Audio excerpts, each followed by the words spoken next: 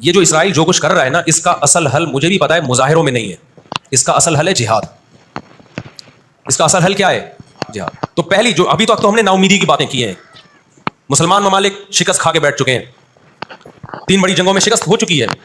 اس کے بعد اب کسی مسلم کنٹری میں اسرائیل پر چڑھائی کی طاقت نہیں. ان کو پتا ہے پیچھے امریکہ بیٹھا ہوا ہے. ہمیں قرآن و سنت میں اس بارے میں کیا ہدایات ملتی ہیں. اللہ کہتا ہے میں نے یہود پہ ذلت کو مسلط کر دیا ہے. اس آیت میں اور اس حدیث میں جو میں نے تقاتلون الیہود والی حدیث پڑھی، اس میں مسلمانوں کے لیے خوشخبری ہے کہ اللہ تعالیٰ نے جیسے بنی اسرائیل انتہائی کمزور تھے، فرعون کا ظلم اور بربریت کا شکار تھے. اللہ سورہ قصص میں کہتے ہیں وَنُرِيدُ أَن نَّمُنَّ عَلَى الَّذِينَ اسْتُضْعِفُوا فِي الْأَرْضِ، ہم نے ارادہ کیا کہ زمین میں کمزور ترین لوگوں کو اٹھا کے زمین کا امام بنا دیں گے، طاقتور پہ غالب کر دیں گے. بہت دفعہ ایسا ہوا ہے کم من فئۃ قلیلۃ غلبت فئۃ کثیرۃ باذن اللہ. اللہ کہتے ہیں دنیا کے نقشوں میں جو غالب ہوتا ہے، جس کی فتح اسباب کی دنیا میں یقینی ہوتی ہے، میں بہت تھوڑی سی جماعت کو طاقتور بنا کے دنیا کا امام بنا دیتا ہوں. ہمیں اللہ کی رحمت سے اور قرآن اور حدیث کی جو بشارتیں مل رہی ہیں اس سے پوری امید ہے انشاءاللہ یہ اسرائیل کی شکست پہ اور یہودیوں کی ہمیشہ کے لیے شکست پہ اس کا نتیجہ نکلے گا انشاءاللہ. اور نبی صلی اللہ علیہ وسلم کی حدیث پوری ہوگی کہ تمہاری جو بڑی جنگ ہوگی، نبی نے کیا فرمایا؟ اس امت کی ایک جماعت ہمیشہ جہاد کرتی رہے گی. لا یزال طائفۃ من امتی ظاہرین علی الحق. ہر دور میں لڑائی ہوئی ہے، جہاد ہوا ہے. آپ اس ہسٹری اٹھا کے کہیں نہ کہیں جہاد ہمیشہ ہوتا رہا ہے. تو آج بھی ایسا ہوگا. اور بالآخر یہ معاملات اگر بین الاقوامی دنیا نے کنٹرول نہیں کیے تو نبی صلی اللہ علیہ وسلم کی پیش گوئیاں انشاءاللہ بہت جلد پوری ہونے والی ہیں. اور یہ جو ان کو عزت ملی ہے نا، یہ اصل میں بہت بڑی ذلت کی تمہید ہے. جب کسی کی بہت بڑی بےزتی کرنی ہوتی ہے تو اس کو پہلے بہت زیادہ عزت دینی پڑتی ہے. ایران میں بہت زیادہ یہودی ہیں، پتہ ہے آپ کو؟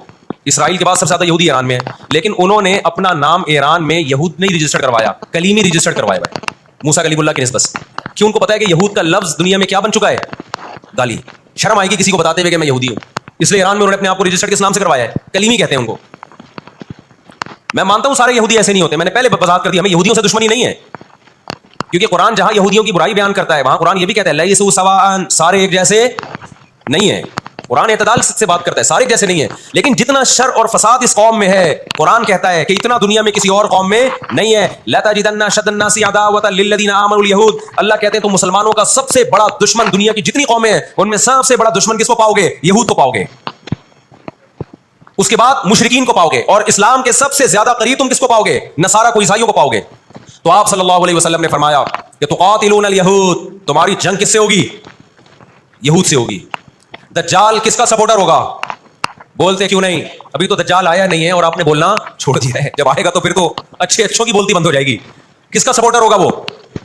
ہاں میں عرض کر رہا تھا کہ ہم جب قرآن پڑھتے تھے ضربت علیہم الذلہ، قرآن کہتے ہیں ہم نے ذلت ان کے اوپر دے ماری ہے ان فسادوں کی وجہ سے جو یہ کرتے رہے ہیں دنیا میں، ان فسادات کی وجہ سے.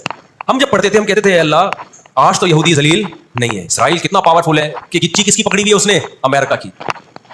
ہندوستان کو گچی سے پکڑا ہوا ہے. تو آج تو بڑی عزت ہے. میں نے اپنے استاد سے یہ سوال پوچھا، انہوں نے بڑا معقول جواب دیا اور یہ تفسیر کی کتابوں میں بھی لکھا ہے. دیکھیں آپ یہودیوں کی ہسٹری اٹھا کے دیکھیں نا، ہمیشہ کوئی نہ کوئی ایسا ان پر مسلط ہوا ہے جنہوں نے ان کی شرارتوں کا مزہ ان کو دنیا میں چکھایا ہے. قرآن سے بھی یہ بات ثابت ہے کہ ان کو ان کی شرارتوں کا مزہ، عذاب جو ہے وہ دنیا میں ملتا رہے گا. میں بار بار کہتا ہوں ہٹلر نے بھی ان کو عذاب دیا ہے. ہٹلر سے پہلے بھی اسلامی نہیں بلکہ دنیا کی تاریخ میں بہت سے ہٹلر گزر چکے ہیں جنہوں نے ان کی شرارتوں کی ان کو دنیا میں سزا دی ہے. ہم پھر بھی بتائیں ہٹلر کے حامی نہیں ہیں جو ظلم اس نے کیا، لیکن وہ بھی ان کی شرارتوں سے بیزار تھا. قرآن کہہ رہے ہیں ہم نے ان پر ذلت کو دے مارا ہے. دنیا میں بہت دفعہ رسوا ہوئے. یہ اب کیا ہے؟ یہ آخری ذلت ہے یہودیوں کی. آپ کو معلوم ہونا چاہیے جب دنیا میں کسی کو بہت زیادہ پہلے اس کو عزت دی جاتی ہے. کسی کے گلے میں آپ جوتوں کا ہار پہنا دو، یہ بھی ایک ذلت ہے. اور ایک طریقہ یہ 3 پیس سوٹ ٹائی میں آپ اس کو صدارت کی کرسی پہ بٹھائیں اور پھر آپ اس کو جوتوں کا ہار پہنا دیں. بتاؤ کون سی بڑی ذلت ہے؟ یہ دوسری ذلت پہلی ذلت سے بڑی ہے. پوری دنیا میں مار کھانے کے بعد نا اپنی شرارتوں کی وجہ سے آج اللہ نے ان کو ایک تھوڑی سی حکومت دی ہے. ایک چھوٹا سا کنٹری. آپ اگر اسرائیل کو نقشے میں دیکھیں گے تو کراچی بھی بڑا ہے اسرائیل سے. اتنا چھوٹا ملک، اتنا چھوٹا ملک، اور تعداد بھی بہت تھوڑی. اللہ نے انہیں کچھ وقت پنپنے دیا ہے. اللہ نے کہا ٹھیک ہے تم دنیا تمہاری آخری شرارت دیکھ لے، اس کے بعد جو میری طرف سے تم پہ مار پڑنے والی ہے اس کے بعد قیامت تک تم دوبارہ اٹھنے کے قابل نہیں رہو. یہ آخری ذلت کا انتظام ہو رہا ہے یہود کا. 18ویں صدی کے شروع میں، 17ویں صدی کے اینڈ میں، سن 1900 کی بات کر رہا ہوں میں، 1901 1902 کی. اس سے بھی کچھ ٹائم پہلے یہ دنیا میں بکھرے ہوئے تھے. دنیا میں کسی کو ان سے دشمنی نہیں، لیکن دنیا میں جہاں بھی گئے کبھی ایسا نہیں ہوا کہ انہوں نے سازشیں ترک نہ کی. ہٹلر جو تھا نا دوسری جنگ عظیم میں، میں تو جرمنی گیا ہوں نا, میں نے وہ قبرستان بھی دکھایا تھا یہودیوں کا. ہٹلر نے یہودیوں پہ بہت زیادہ ظلم کیا, جو بالکل غلط کیا. ہم اس ظلم کو کبھی بھی حوصلہ افزائی نہیں کرتے, دیگوں میں اٹھا اٹھا کے زندہ ڈال دیا کرتا تھا. ہم اس عمل میں ہٹلر کی بالکل بھی حوصلہ افزائی نہیں کرتے, اس عمل کو اپریشیٹ نہیں کرتے. لیکن اس نے ایک تاریخی الفاظ کہے تھے, اسے پتا تھا دنیا مجھے برا کہے گی بعد میں, کہ لاکھوں یہودی مار دیے میں نے. اس نے کہا میں چاہتا تھا سب کو قتل کر دیتا, ایک بھی زندہ نہ چھوڑتا, لیکن کچھ میں زندہ چھوڑ کے جا رہا ہوں, تاکہ دنیا جب مجھے یاد کرے گی نا کہ یہودی ظالم تھا, تو دنیا کو پتا چلے گا کہ میں نے ان کو قتل کیوں کیا. کچھ چھوڑ کے جا رہا ہوں, یہ چین سے نہیں بیٹھیں گے, دیکھنا کرتے کیا یہ. آج ہٹلر زندہ ہوتا, ہٹلر اگر آج زندہ ہوتا, دنیا کہتی کہ تو بندہ ٹھیک نہیں تھا لیکن بات ٹھیک کر کے گیا ہے. ان کے اندر دو بیماریاں, ایک حسد کہ فلاں کو نعمت کیوں مل رہی ہے, اور ایک دنیا سے محبت. قرآن کہتا ہے یود احدہم لو یعمر الف سنہ, ان میں سے ہر شخص چاہتا ہے کہ کم سے کم اس کی عمر کتنی ہونی چاہیے, 1000 سال. اور مسلمان دنیا سے محبت نہیں کرتا. تو آپ بتاؤ, دو ایسی قوموں کا مقابلہ ہو کہ ایک زندہ رہنے کے لیے لڑ رہی ہو اور ایک موت کے لیے لڑ رہی ہو, تو فتح کس کو ملے گی؟ جو موت کے لیے لڑتا ہے. اب بھی دنیا کو اگر ہوش نہیں آتا اور کفر کی حقیقت سمجھ میں نہیں آتی ہے ہمارے لبرل اور سیکولر طبقے کو, جو صبح و شام ان کے گن گاتے ہیں, تو پھر آپ کو اس کا اللہ کے سامنے حساب دینا پڑے گا.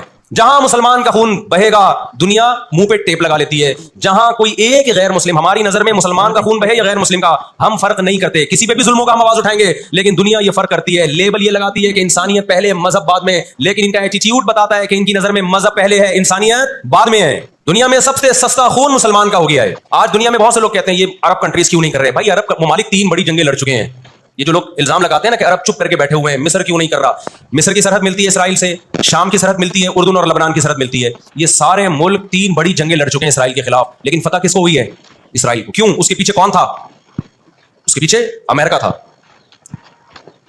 تو آپ اپنے ملکوں کو برا بلا کہہ کے اس سے کچھ بھی حاصل ہونے والا نہیں ہے, اس سے ان کا وجود بھی ختم ہو جائے گا. 3 بڑی جنگیں ہو چکی ہیں, تمام عرب کنٹریز مل کے اسرائیل پہ حملہ کرتے ہیں, لیکن اس کے نتیجے میں نقصان کیا ہوا؟ یونائٹڈ نیشن نے جو لکیر کھینچی تھی نا یہودیوں کے لیے, یہودی اس لکیر کو کراس کر کے آگے بڑھ گیا, اور 80% فلسطین پہ یہودی نے قبضہ کر لیا. اور یہ غزہ کی پٹی جو آج ہے, اور جس کو ویسٹ بینک کہا جاتا ہے, اس غزہ کی پٹی پہ مصر کا قبضہ ہو گیا جو ایسٹ میں ہے, اور ویسٹ بینک پہ اردن کا قبضہ ہو گیا. 20% علاقہ میں سے آدھا اردن کے پاس اور آدھے سے کچھ کم مصر کے پاس چلا گیا. باقی 80% کس کے پاس آ گیا؟ اسرائیل کے پاس. یہ میں ان لوگوں کو بتا رہا ہوں جو ہر وقت اسلامی حکومتیں جو رہی صحیح رہ گئی ہیں نا, ہر وقت ان کو برا بلا کہتے رہتے ہیں, یہ کچھ نہیں کر رہے, یہ عرب کچھ نہیں کر رہے. 3 جنگیں لڑ چکے ہیں. جب تک تمہارا باپ پیچھے کھڑا ہوا ہے نا امریکہ, اس وقت تک یہ مسئلہ حل نہیں ہو سکتا. عراق میں جو بھوک سے بچوں کو مارا ہے وہ کس نے مارا ہے؟ مسلمانوں نے مارا ہے یا ان 27 اتحادیوں نے مارا ہے؟ وہ عراق اب تک اپنے پاؤں پہ کھڑا نہیں ہو پایا ہے. اس تباہی کا جو سینکڑوں بچے یونائٹڈ نیشن کی رپورٹ کے مطابق عراق میں بھوک سے مرے ہیں, ان کا ذمہ دار سعودی عرب ہے, پاکستان ہے, یا وہ 27 اتحادی ممالک ہیں جو سارے غیر مسلم کنٹریز ہیں جنہوں نے 27 ملکوں نے مل کے عراق پہ حملہ کیا تھا اور جھوٹا الزام لگایا کہ ان کے پاس کیمیکل ہتھیار ہے. تو آج بھی رشیا, چائنا وہ اسرائیل کے حق میں نہیں ہے. عین ممکن ہے اللہ مظلوموں کی آواز سے ایسے حالات پیدا کر دے کہ اس جنگ میں براہ راست کون کود پڑے؟ سوویت یونین کود پڑے. اور اگر سوویت یونین اس جنگ میں کود پڑا جس کے پورے چانس لگ رہے ہیں, تو پھر یہ تیسری جنگ عظیم کی طرف معاملہ جائے گا.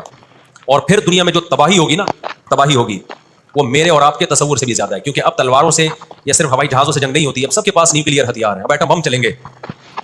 آج اگر دنیا انسانیت پہ رحم کھانا چاہتی ہے, آج اگر امریکہ, برطانیہ, جرمنی, فرانس جو دنیا کے لیڈر کہلائے جاتے ہیں, آج اگر یہ چاہتے ہیں کہ انسانیت کو تباہی سے بچائیں, ان کو کس کا ہاتھ روکنا ہے؟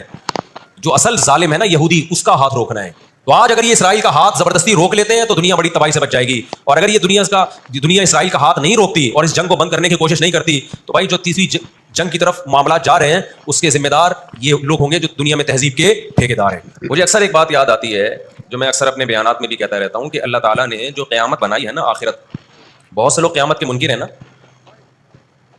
وہ کہتے ہیں ہم مر کے مٹی ہو کے ختم ہو جاتے ہیں. سوال پیدا ہوتا ہے کہ دنیا میں اتنا کچھ غلط ہو رہا ہے کہ اگر اللہ نے انسانوں کو مار کے مٹی کر کے ختم کرنا تھا اور حساب و کتاب کا کوئی دن نہیں ہے, پھر معاذ اللہ سے بڑا دنیا میں کوئی ظالم نہیں ہے. پھر سب سے بڑا الزام اس خدا پہ ہے جس نے اس کائنات کو بنایا,